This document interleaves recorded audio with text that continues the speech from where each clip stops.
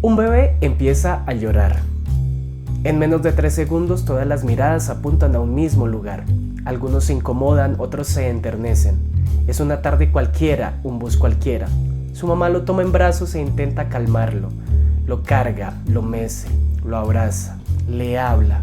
Pero no le habla como hablaría con otro adulto. Su voz cambia, es más aguda, más lenta, más melódica. Sin saberlo, está usando un lenguaje que los bebés de todo el mundo parecen comprender mejor, pero ni siquiera es eso suficiente. Entonces hace algo que las madres llevan haciendo desde hace miles de años: empieza a cantar. Es una melodía sencilla, su voz sube y baja lentamente. Entre sus brazos, un suave vaivén parece seguir al ritmo de la melodía y entonces el llanto desaparece. En su lugar se empieza a dibujar una tenue sonrisa. Parece una escena completamente cotidiana y sin embargo acaba de ocurrir algo extraordinario. Ese arrullo, esa voz más musical, ese suave balanceo y esa melodía sencilla no son gestos improvisados. Forman parte de una manera de comunicarnos con los bebés que ha acompañado a la humanidad durante miles de años y que aparece con sorprendentes similitudes en culturas de todo el mundo.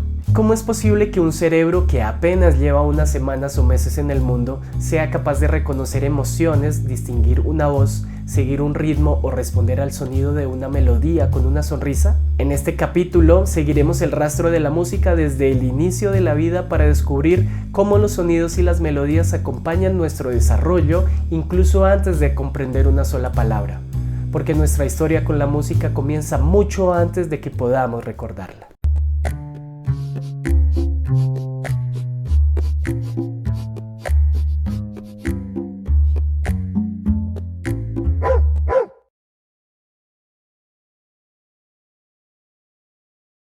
¿Qué escucha un bebé en el vientre? Durante siglos nadie pudo responder esa pregunta. Lo único que sabíamos era que el oído comenzaba a formarse mucho antes del nacimiento. Entre las semanas 17 y 19 de concepción comienza a formarse el sistema auditivo. Hacia la semana 20 ya es capaz de responder a algunos estímulos y alrededor de la semana 25 entra en una etapa de rápida maduración que continuará incluso después de nacer. Pero nadie sabía cómo sonaba realmente el mundo desde adentro, y ahí estaba el verdadero problema. A comienzos de la década de 1990, una investigadora sudafricana decidió intentar resolver ese misterio. Su nombre es Sheila Woodward, y para hacerlo terminó trabajando con ingenieros navales. ¿Ingenieros navales?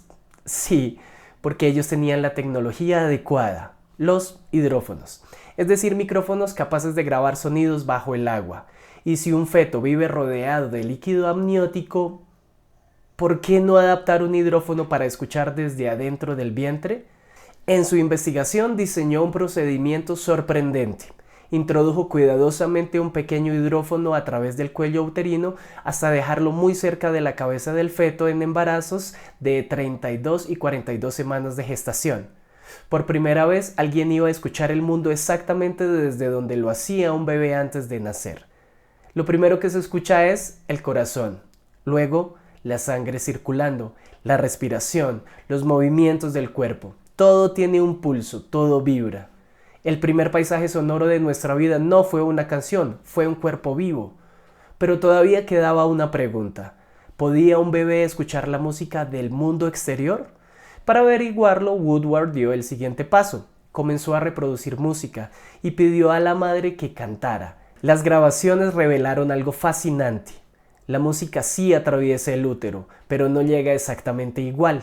Las frecuencias más agudas se atenúan, los ataques de los instrumentos se suavizan, todo suena amortiguado, como si el concierto ocurriera debajo del agua. Y aún así, es posible distinguir una voz femenina de una masculina por su altura, su ritmo de habla, su contorno melódico e incluso por algunas características de su timbre.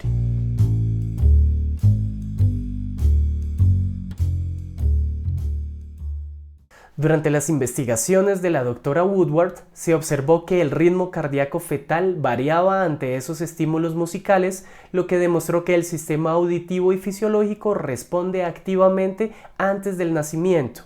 Aquello no significaba que el feto disfrutara la música como lo hace un adulto, pero el hallazgo más sorprendente estaba por llegar. Durante las últimas semanas de gestación, cada madre escuchó repetidamente un mismo fragmento musical instrumental de su elección. Después del nacimiento se utilizó una prueba de succión no nutritiva para averiguar si los bebés recordaban aquella melodía. Y ocurrió algo extraordinario. Los recién nacidos modificaban voluntariamente su ritmo de succión para volver a escuchar la música que habían conocido dentro del útero. Aquello constituyó una evidencia sólida de memoria prenatal para estímulos musicales. Pero la pregunta seguía abierta. ¿Cuánto tiempo podía durar un recuerdo formado antes de nacer? Para responderla, la investigadora Alexandra Lamont diseñó un experimento extraordinario. Durante los últimos meses de embarazo, varias madres eligieron una única canción para escucharla todos los días. Algunas escogieron Mozart o Vivaldi, otras prefirieron música pop, reggae, música más actual. Después del nacimiento, aquellas canciones desaparecieron por completo del entorno de los bebés. No volvieron a escucharlas durante un año. 12 meses después se reprodujeron dos melodías, la canción que el bebé había escuchado antes de nacer y otra muy parecida con el mismo ritmo, una tonalidad similar y un volumen equivalente. Entonces ocurrió algo sorprendente. Los bebés dirigían su atención durante más tiempo hacia la canción que ya conocían desde el vientre materno, aportando evidencia de que los recuerdos musicales formados antes del nacimiento pueden persistir durante más de un año. Para medir esa preferencia se utilizó una prueba de orientación visual, registrando cuánto tiempo miraban hacia el altavoz que reproducía cada canción. Aunque no podríamos concluir que existe un recuerdo consciente, lo que los anteriores estudios muestran es una preferencia conductual compatible con una memoria implícita. La experiencia musical antes del nacimiento dejó una huella que influía en su comportamiento tiempo después del nacimiento.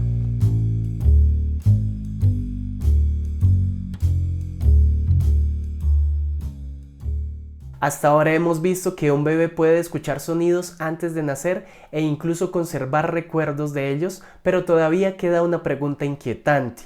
¿Nacemos siendo musicales? Diversas investigaciones analizadas por la investigadora Lois Svart, por ejemplo, muestran que la sensibilidad al ritmo aparece muchísimo antes de lo que imaginamos. Incluso en los primeros días de vida, los recién nacidos son capaces de detectar cuando ocurre algo inesperado en una secuencia rítmica. En uno de estos experimentos, los investigadores presentaban una secuencia regular de batería. De repente desaparecía el primer pulso del patrón. Aunque el bebé jamás había recibido clases de música, su cerebro detectaba inmediatamente que algo no encajaba, mostrando una respuesta eléctrica de sorpresa, y esos bebés tenían apenas 2 días de nacidos. Mucho antes de aprender a caminar, el cerebro ya estaba programado para anticipar el ritmo.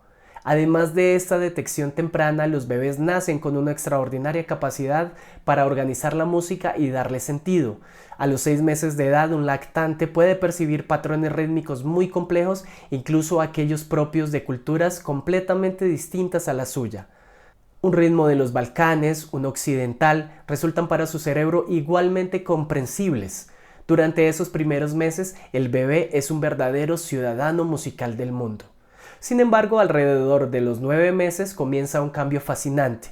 De la misma manera que ocurre con el lenguaje, el cerebro inicia un proceso conocido como estrechamiento perceptivo. Poco a poco deja de ser un especialista en todos los ritmos y empieza a especializarse en aquellos que escucha día a día. Las conexiones neuronales se fortalecen para la música de su entorno y al mismo tiempo disminuye la sensibilidad hacia patrones rítmicos ajenos. Es como si el cerebro comenzara a aprender el acento musical del lugar donde está creciendo. Esta especialización cultural no se limita únicamente a lo que entra por los oídos, ya que la música también se aprende con el cuerpo. En un célebre experimento, los investigadores hicieron escuchar a un grupo de bebés una secuencia de percusión rítmica ambigua. Mientras la oían, los bebés fueron mecidos siguiendo 2 patrones de movimiento distintos. Uno que acentuaba el ritmo cada 2 tiempos como una marcha y otro cada 3 tiempos como un vals. El resultado demostró que el cerebro de los bebés interpretaba la estructura musical según el movimiento que acompañaba la experiencia. Se mostró que el sistema auditivo y el sistema vestibular, el encargado del equilibrio y el movimiento, trabajan juntos desde los primeros meses de vida. La música entra por los oídos, pero el cerebro también lo comprende a través del cuerpo en movimiento. Los estudios de la investigadora Sandra Trehoff también encontraron que los bebés procesan con mayor facilidad los intervalos consonantes y muestran una preferencia natural hacia ellos en diversas condiciones experimentales. Sin embargo, en las últimas 2 décadas, la literatura científica ha evidenciado que este tema sigue siendo objeto de debate. Aunque múltiples investigaciones han replicado este efecto, otros estudios sugieren que dicha preferencia está fuertemente influenciada por el contexto, el tipo de estímulo, la edad del lactante e incluso la exposición musical acumulada durante las experiencias prenatales y postnatales. ¿Significaría todo esto que la música que escuchamos antes de nacer determina nuestros gustos musicales cuando somos adultos? No exactamente. Hasta el momento, la evidencia científica no permite afirmar que la música prenatal determine si en el futuro preferiremos el reggaetón, el rock, el jazz o la música clásica. Lo que sí sabemos es que esas primeras experiencias dejan una huella. El cerebro desarrolla una mayor familiaridad con las voces, los contornos melódicos, los patrones rítmicos y algunas características sonoras que escucha de manera repetida durante la gestación y los primeros meses de vida. Esa familiaridad puede convertirse en una ventaja para reconocer esos sonidos y sentirse más cómodo con ellos, aunque los gustos musicales terminarán construyéndose a lo largo de toda la vida, influenciados por la cultura, la familia, las emociones, la personalidad y las experiencias individuales.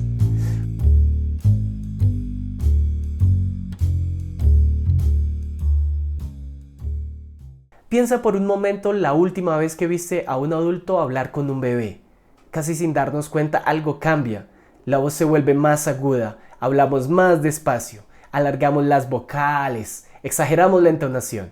Y muchas veces terminamos cantando más que hablando. Lo más curioso es que nadie nos enseña a hacerlo.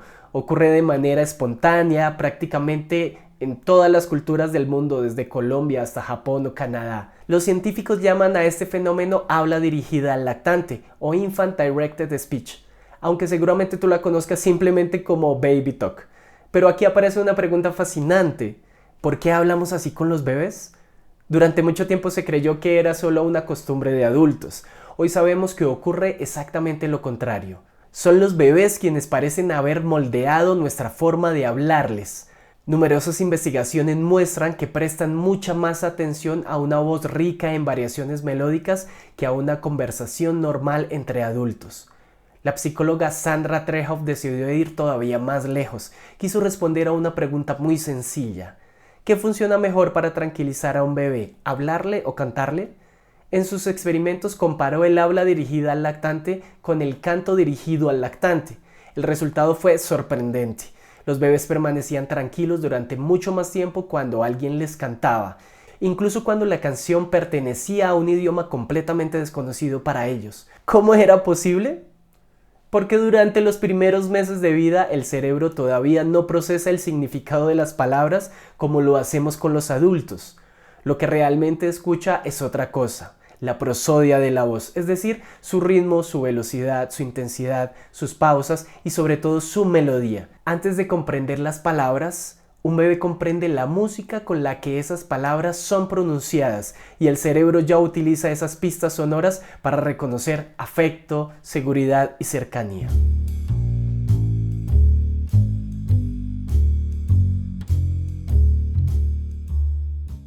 Después de seguir todas estas pistas, podríamos decir que cantamos para calmar, cantamos para jugar, cantamos para dormir. Algunos investigadores, como Steven Maiten, incluso proponen que algún tipo de comunicación protomusical pudo existir antes del lenguaje tal como lo conocemos.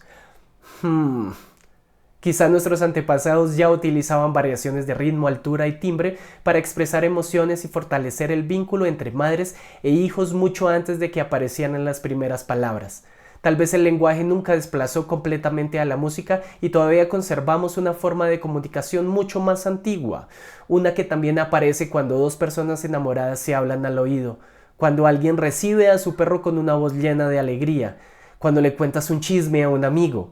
Aparece también cuando un líder arrastra a las masas con el ritmo de su oratoria o cuando susurramos junto a la cama de un enfermo para aliviar su dolor. En todos esos momentos la información más importante no viaja en las palabras ni en las leyes de la gramática, viaja en la música de la voz. Aquella madre del bus no necesitaba conocer ninguno de estos experimentos.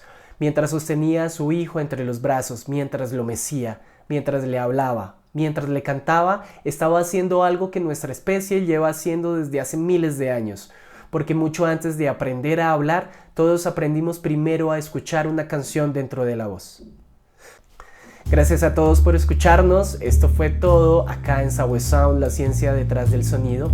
El libro recomendado y que nos sirvió como base para desarrollar este capítulo es The Musical Brain de Lois Svart, que además toca unos temas increíbles que esperamos poder comentar más adelante. Muchísimas gracias.